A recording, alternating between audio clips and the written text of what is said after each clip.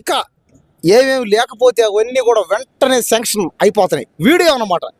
ఎక్కడైనా చేరి మాకు రోడ్లు లేవు, మాకు ఇల్లు లేవు, మాకు బళ్ళు లేవు అంటే ఇమ్మీడియట్గా అప్పటికప్పుడు యాక్షన్ తీసుకొని వెంటనే శాంక్షన్ అయిపోతున్నట్టే.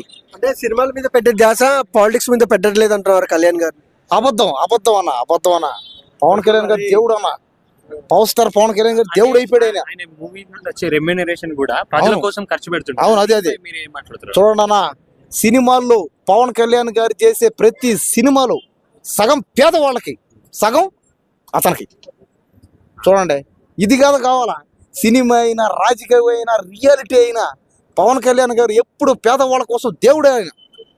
కాబట్టి మీరు కూడా మీ ఊళ్ళల్లో ఏదైనా సమస్య ఉన్నా వెంటనే ఒక వీడియో తీసి పెట్టండి, ఇమ్మీడియట్గా సాల్వ్ అయిపోద్ది. అంటే ఆయన చేసినట్టు పనులు మిగతా మంత్రులు ఎందుకు చేస్తలేదంట? అంటే వాళ్ళ దగ్గరికి దాకా వెళ్తలేవా, లేదంటే ఈయనకు డిప్యూటీ సీఎం గా స్పెషల్ అథారిటీస్ ఏమైనా ఉండి అట్లా జరుగుతుందా? అది అందరూ చేస్తారు, కానీ పవన్ కళ్యాణ్ గారు ఏంటంటే పేదవాళ్ళ కోసమే ప్రత్యేకంగా పార్టీ పెట్టారు కాబట్టి ఇమ్మీడియట్గా చేస్తున్నాడు అంతే. వాళ్ళు కూడా చేస్తారు, అందరూ చేస్తారు. అసలు నిజం చెప్పాలంటే ప్రతి ఒక్కరూ ట్రై చేస్తారు.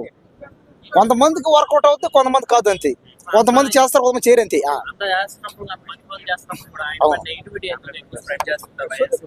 అదే నెగిటివిటీ అనేది మనం చెప్పాల్సిన అవసరం లేదన్నమాట. ఎందుకంటే పండ్లు ఉన్న చెట్టు మీద రాళ్ళు ఉంటాయి.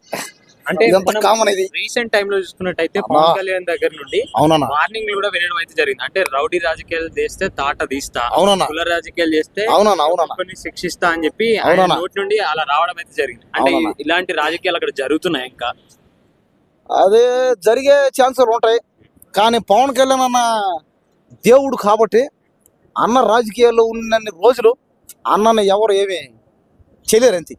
సినిమాలో ఉన్న, రాజకీయాల్లో ఉన్న